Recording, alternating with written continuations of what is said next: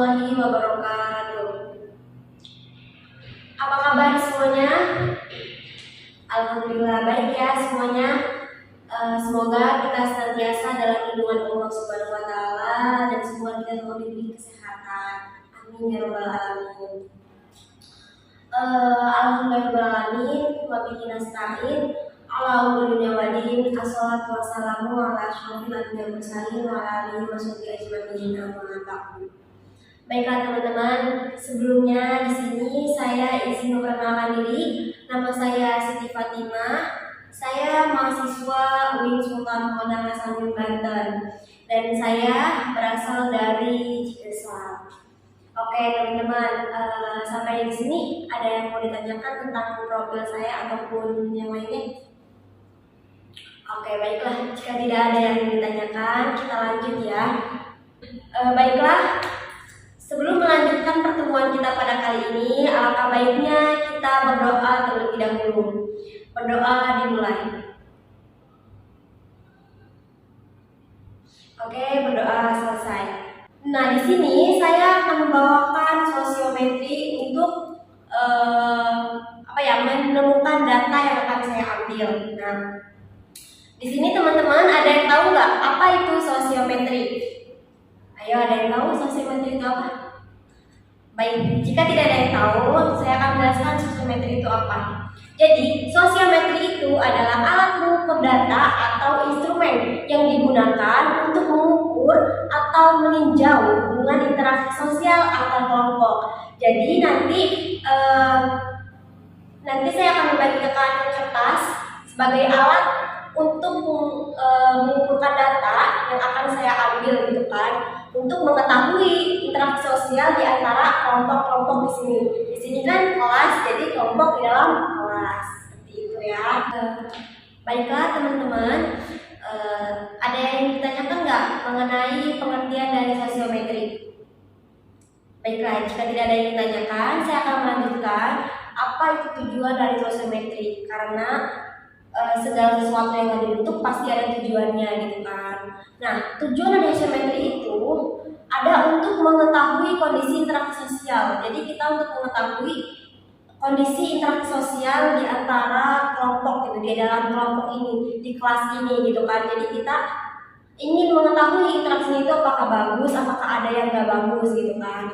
Kemudian untuk melihat juga interaksi sosial yang ada di dalam kelompok. Si ini kayak gimana, si itu kayak gimana gitu teman-teman. Kemudian juga untuk meningkatkan partisipasi sosial. Jadi biasanya orang yang kita ini menggunakan sosiometri untuk meningkatkan partisipasi sosial. Biasanya ada aja orang yang kurang berpartisipasi kepada teman-temannya ataupun sosial yang di lingkungannya gitu kan. Jadi ini tujuannya juga untuk meningkatkan partisipasinya gitu.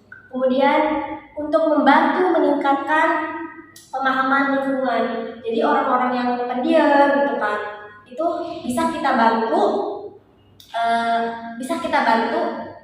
untuk memahami lingkungan gitu. Oke teman-teman, baik, nyampe sini ada yang mau ditanyakan? Baiklah, jika tidak ada yang ditanyakan, kita lanjut ya. Nah, di sini saya punya beberapa kertas.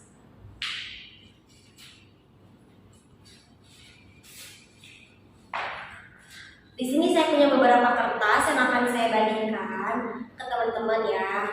Nah, kertas ini akan saya gunakan buat teman-teman mengisi soal yang saya berikan gitu. Boleh teman-teman ya, saya bagikan dulu kertasnya.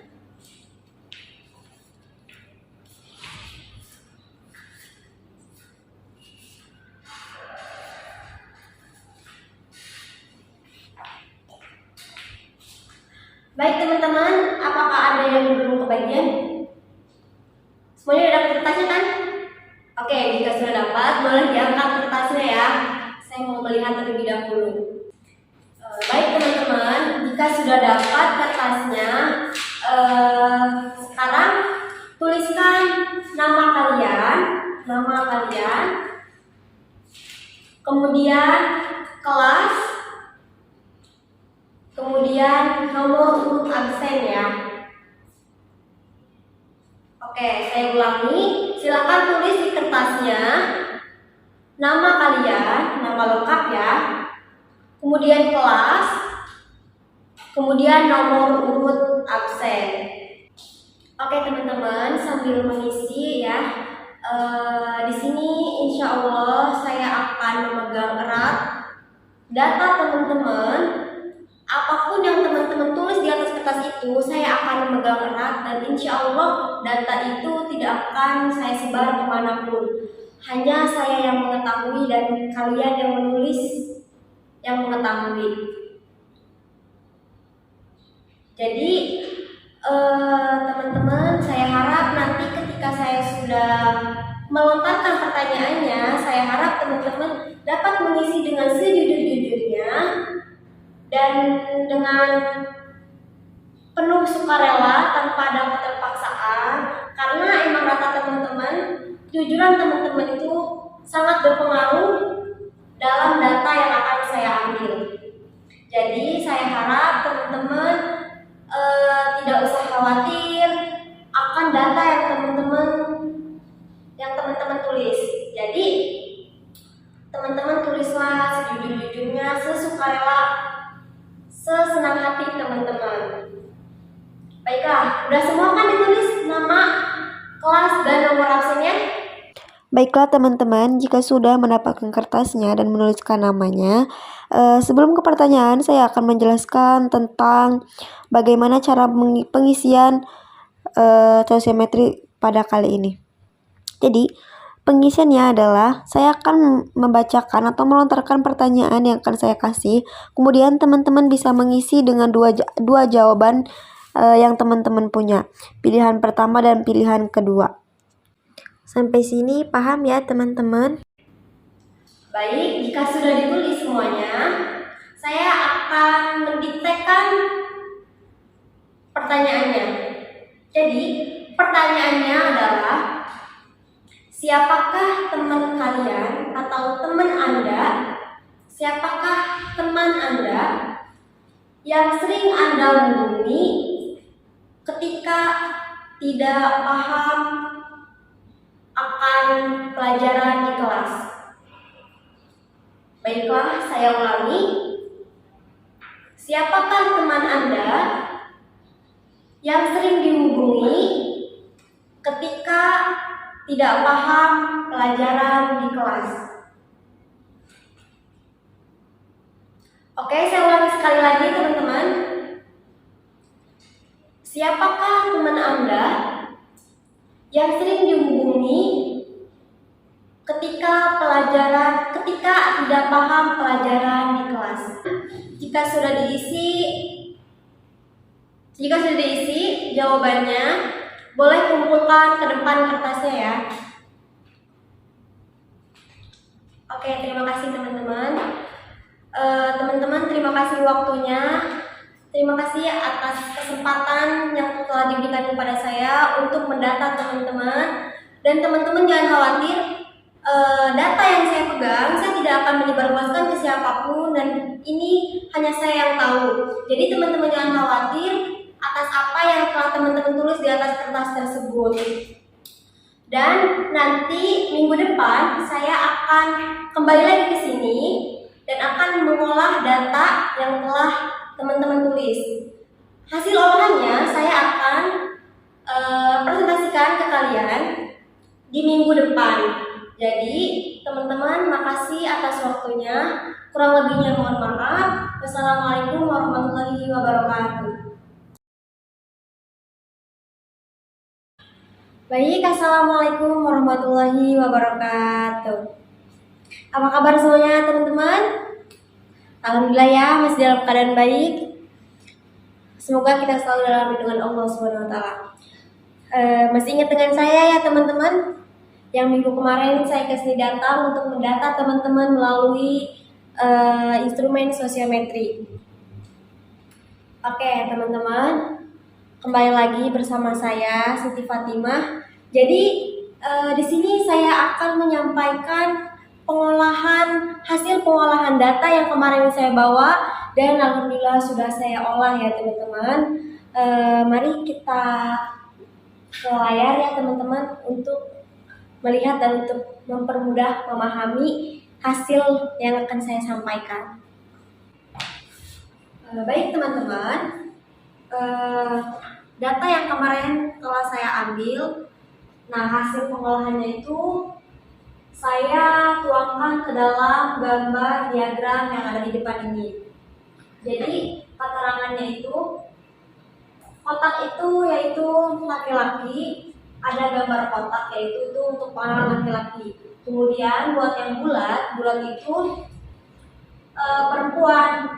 Nah, untuk yang warna tanda panahnya, biru itu pilihan pertama dan merah itu pilihan kedua.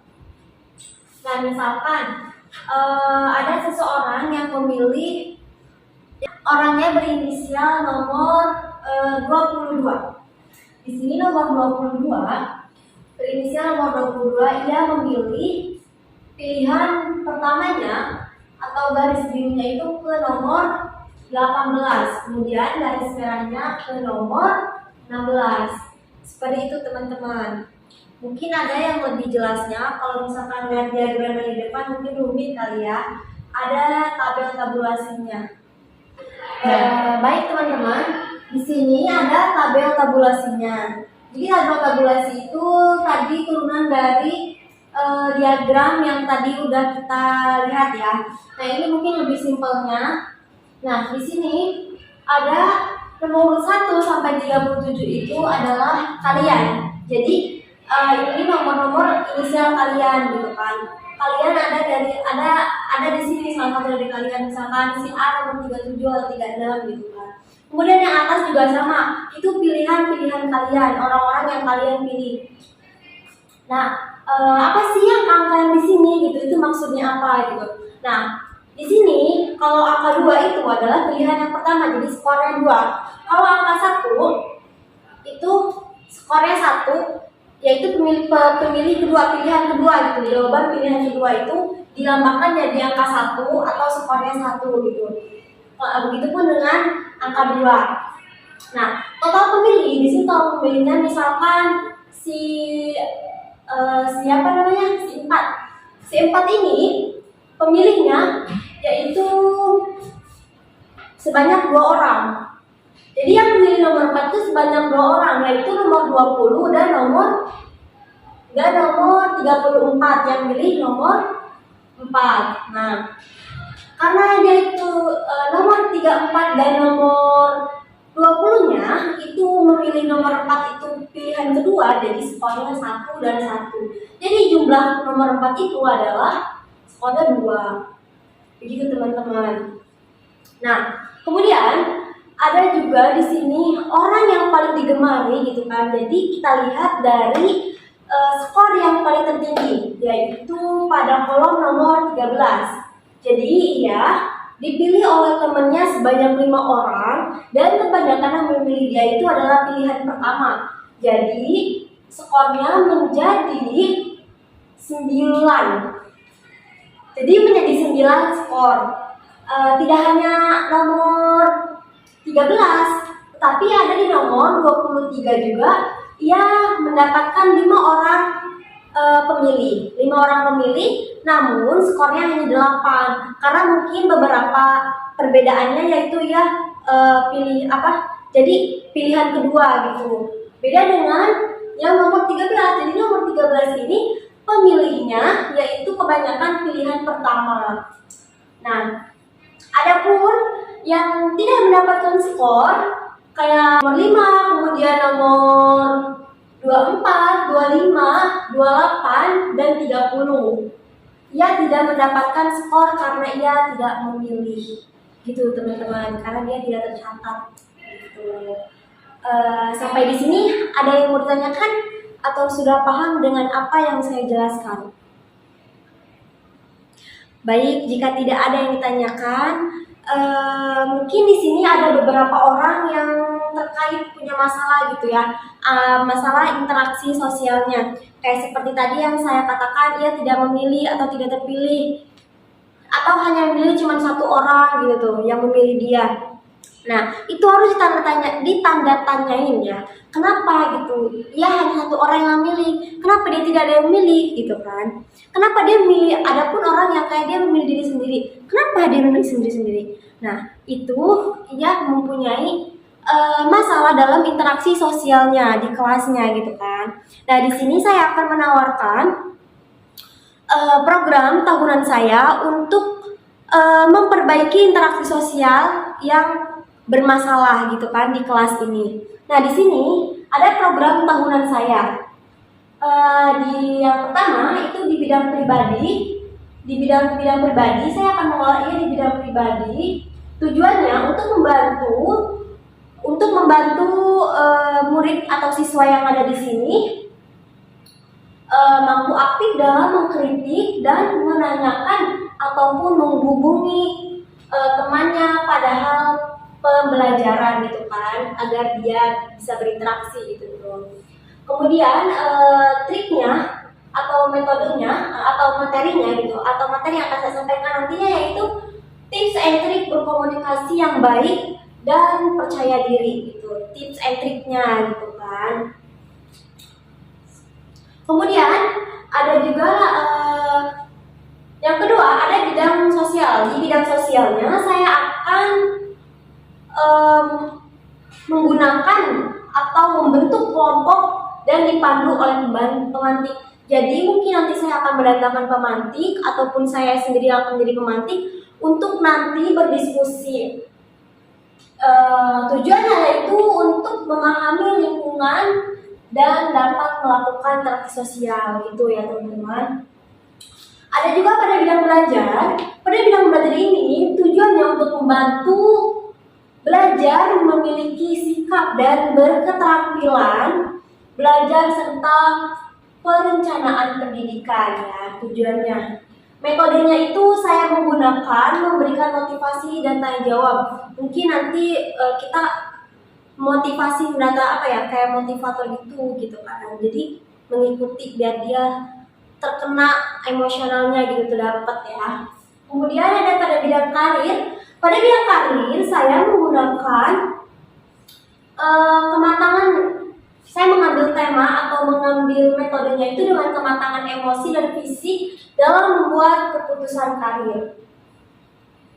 Tujuannya itu untuk mengalami pertumbuhan, perkembangan, eksplorasi, aspirasi dan pengambilan keputusan karir selama rentang hidupnya. Jadi biar dia bisa menentukan karirnya akan kemana gitu setelah selesai sekolah ini. Kemudian ada program bulanan saya. Program bulanan saya yang pertama ada pertama itu ada layanan dasar. Yang layanan dasar ini yang berkegiatan tentang layanan orientasi, layanan informasi, layanan pembimbingan kelompok. Nah, layanan orientasi ini saya akan mengambil topik untuk membantu klien meningkatkan skill komunikasi ya. Kemudian layanan informasi saya akan menjembatani kesenjangan antara individu dengan sesama. Kemudian menangani kesulitan belajar dan komunikasi. Kemudian layanan informasinya, layanan bimbingan kelompok, ada layanan bimbingan kelompok yaitu membantu menyusun rencana dan keputusan murid atau siswa ya. Kemudian ada juga program harian yang akan saya jalani untuk 1 tahun ke depan, yaitu yang pertama adalah layanan orientasi. Jadi konselor berusaha menjembatani kesenjangan antara individu dan objek-objek baru. Jadi kita menjembatani kesenjangan individu atau siswa gitu kan. Kemudian ada layanan informasi. Jadi konselor menggali informasi lebih dalam dari klien serta memberikan informasi khusus. Jadi nanti konselor itu memberikan informasi-informasi biar klien lebih tumbuh gitu kan, lebih aktif lagi, lebih mudah untuk berkomunikasi. Kemudian ada layanan bimbingan kelompok yang mana konselor memimpin klien untuk menyusun rencana dan pengarahan pengambilan keputusan. Jadi di bimbingan kelompok ini konselor akan membantu kliennya atau muridnya untuk bisa mengambil keputusan untuk masa depannya dan karirnya. Begitu teman-teman. Baik teman-teman, mungkin itu saja yang saya tawarkan dari program-program yang saya sudah tawarkan tadi, dari program tahunan, bulanan, serta mingguan atau hariannya. Nah, kedepannya mungkin ada beberapa orang yang akan saya bimbing atau akan saya kasih konseling untuk mengembangkan dirinya dalam berinteraksi sosial ya. Oke, baik teman-teman, mungkin sampai sini ada yang ditanyakan? Oke, jika tidak ada yang tanyakan, mungkin hanya ini yang bisa saya sampaikan. Kurang lebihnya mohon maaf. Allahumma muwaffiq ila aqwamit thoriq. Wassalamualaikum warahmatullahi wabarakatuh. Audio Jungle.